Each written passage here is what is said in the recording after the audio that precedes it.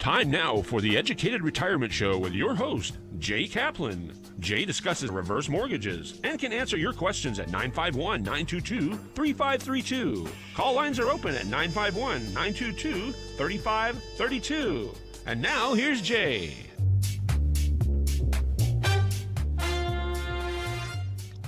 And here's Jay, and I are the producer here of this show, the Educated Retirement Radio, here on KMET 1490 AM, where we contemplate retirement and how to best prepare for retirement and how to best stay successfully retired. Wasn't that a great guest with Dr. Wade Fowle last week?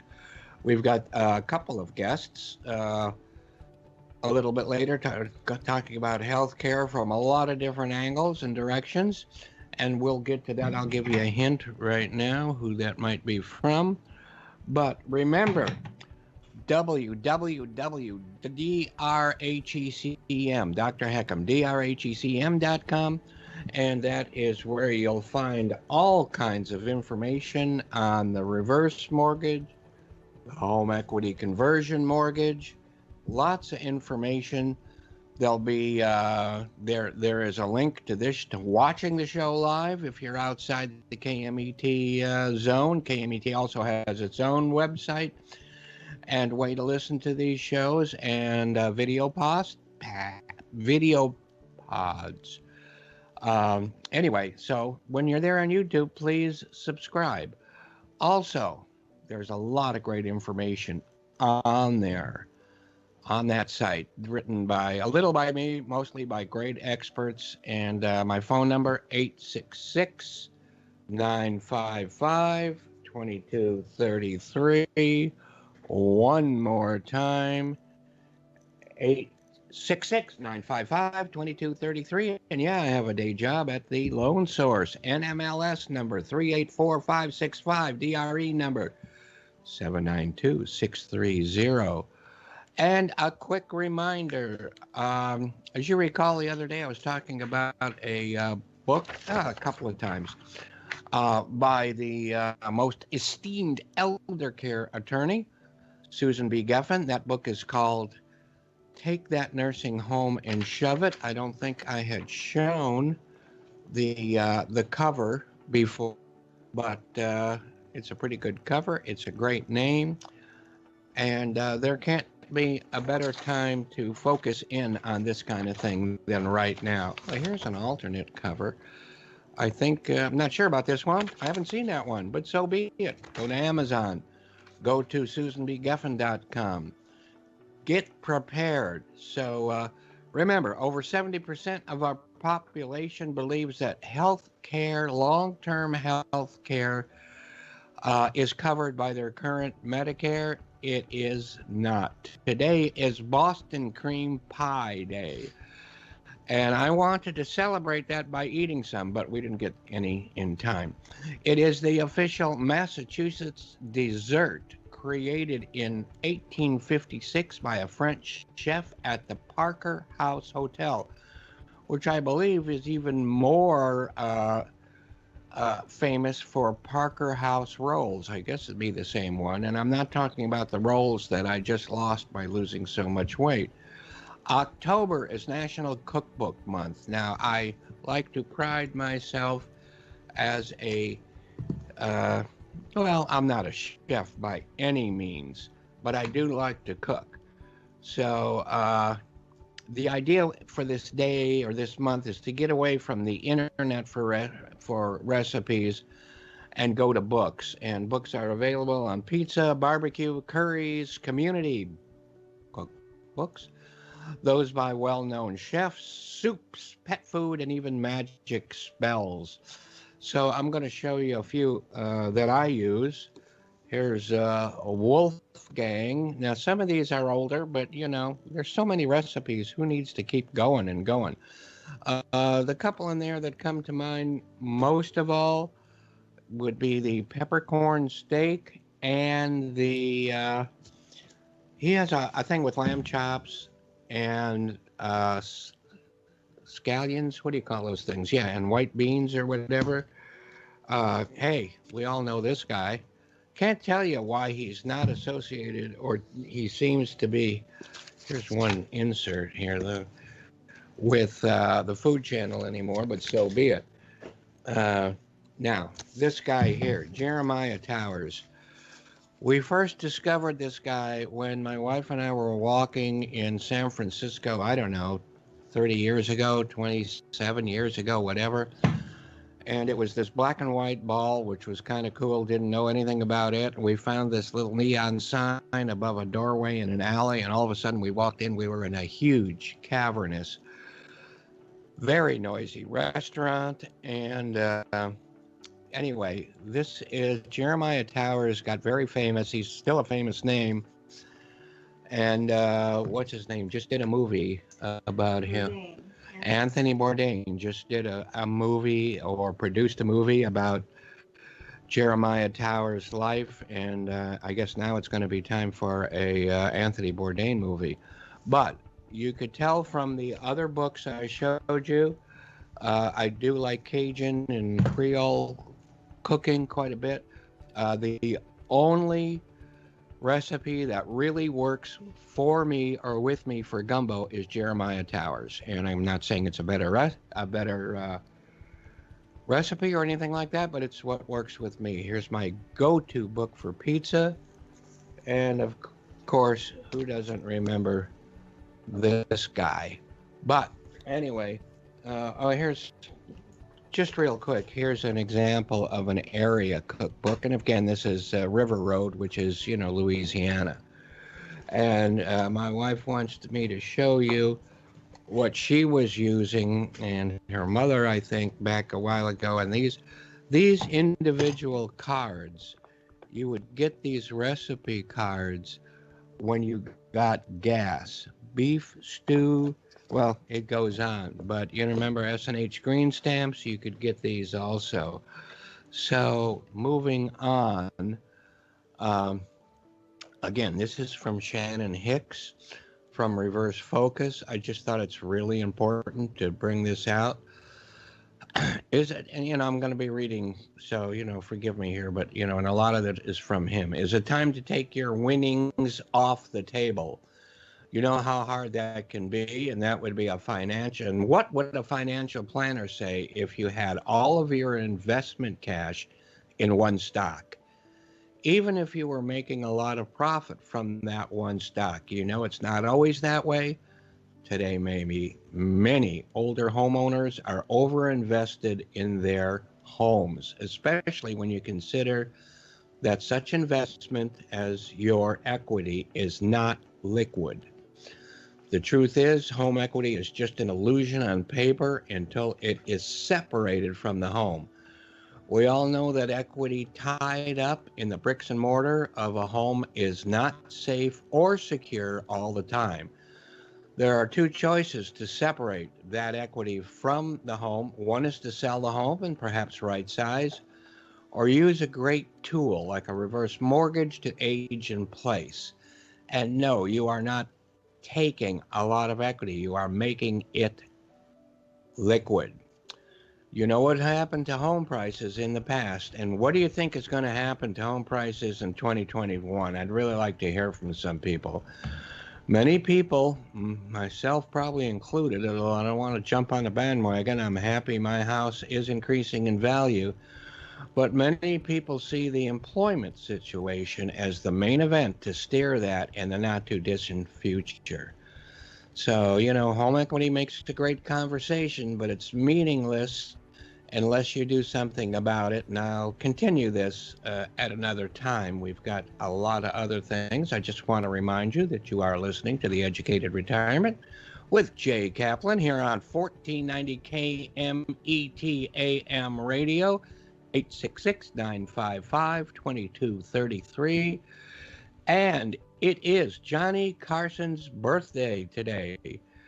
He was born in 1925, and he left us, unfortunately, in 2005. So he started his career for entertaining at age 12 by finding a book on magic at a friend's house and ordered a mail-order magician's kit. His first appearances were at the Kiwanis Club, the local one, with a cape sewn by his mother, and he performed as the great Carson. At 14 years old, that was, and he got paid $3 per show. He then worked as a movie usher, sold newspaper subscriptions door to door, and wrote a humor column in his high school newspaper. It is said that he hitchhiked to Hollywood and was arrested and fined $50 for impersonating a midshipman. And early in his career, he worked as a ventriloquist and a drummer. He was also a big-time amateur astronomer, like we are here, except I can't pick up the telescope anymore. It's too heavy. Anyway, his first big break was filling in for Rita Hayworth during a magic show given by Orson Welles for the military, and he let Orson cut him in half. The Tonight Show with Johnny Carson lasted from 1962 to 1992, which is 30 years. And of course, who can forget Carnac the what? Magnificent. Magnificent, yeah, because I are magnificent. So I want anything but that comes last, remember? Anything. Anyway, what's your name? Oh, Ed. Yeah, Ed. You know, get a little. So the answer is supervisor. Supervisor. Okay. Okay. What does Clark Kent wear to keep the sun out? Supervisor. Okay. He got 12 months. He got 12 months. Thanks, Ed. Did you hear about the crook that stole a calendar? Not bad. Not bad. Moses. The answer is Moses. Moses supposes. Okay. Who had the first tablet that could connect to the cloud? That's a good one. Gotta admit. Now, the answer is HECM, HECM, or home equity conversion, otherwise misrepresented as the reverse, but let's see.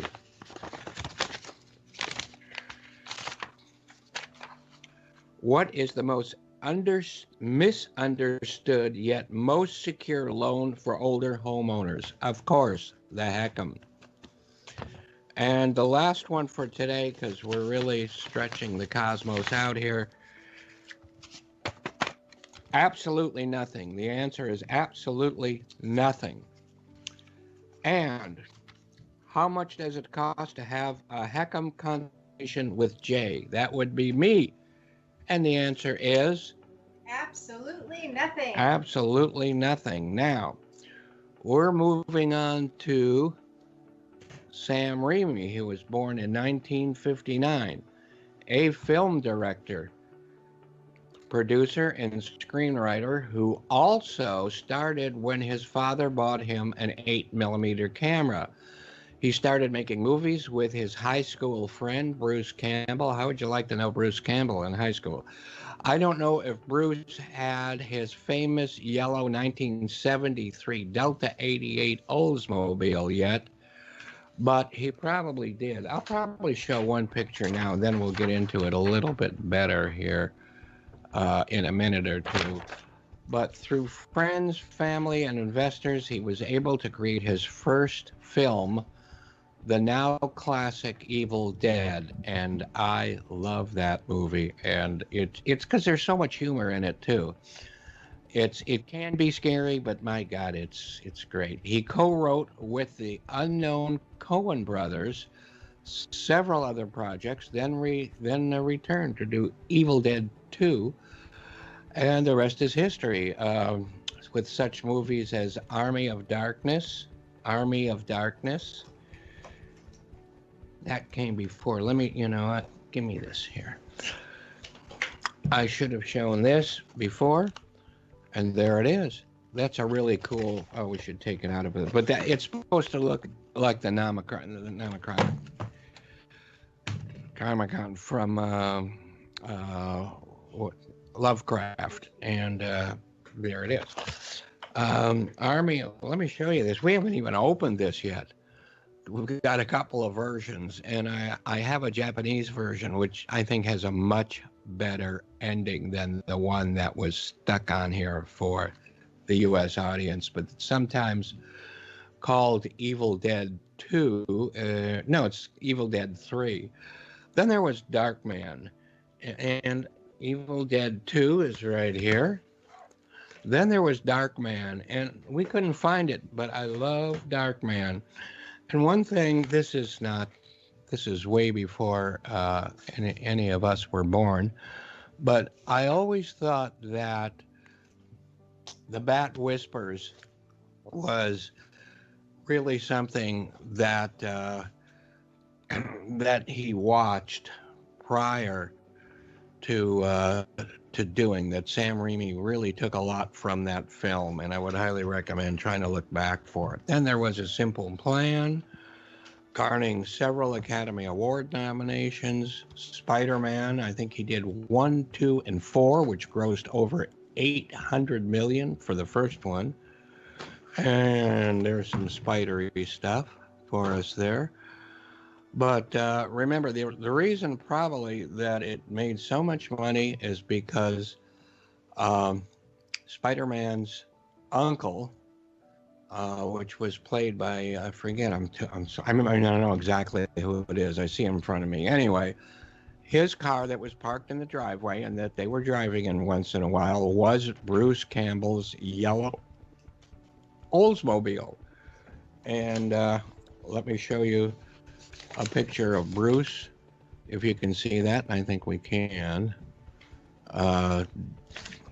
Driving that Oldsmobile. There's another shot of it. It became a good luck charm for Sam Raimi and the whole film crew and everybody that's connected with it. Bruce Campbell just did that Evil versus Bruce Campbell, or whatever the name was, for I think it was Amazon. In any case, here is if you can see it, it says groovy, which was one of the sayings he had in that movie. I don't know if we can actually see it or not, but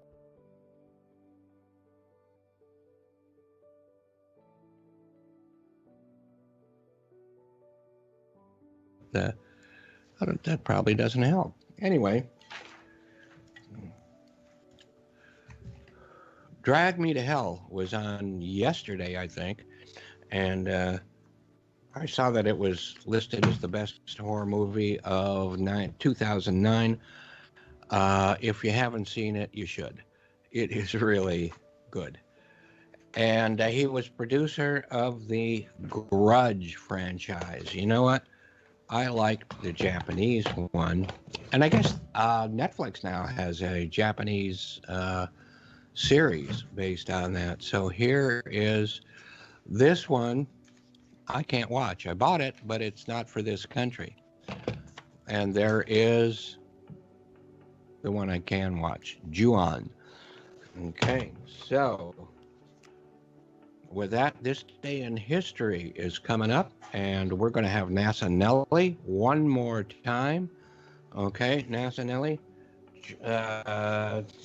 let me grab what I need to grab here, and we'll let Nelly start. Now, in 1954, we were watching Creature of the Black Lagoon, Them, 20,000 Leagues Under the Sea, and Dial M for Murder. But on October 27th, thousands of Italians were watching something quite different. It was on this day, football fans in Tuscany, Italy, witnessed now, that would be their kind of football, not our kind, right? Exactly. And here's what they look like now. Go back, Nelly, have at it. The fans witnessed a sight truly out of this world. In the middle of the local football game, all action literally stopped as spectators in the stands were not watching the football.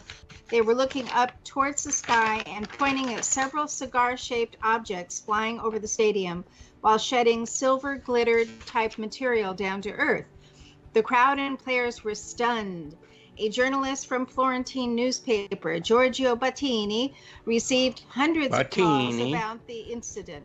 He immediately began his investigation and found this glittery type stuff all over. Homes and streets were covered like snow, but it wasn't snow.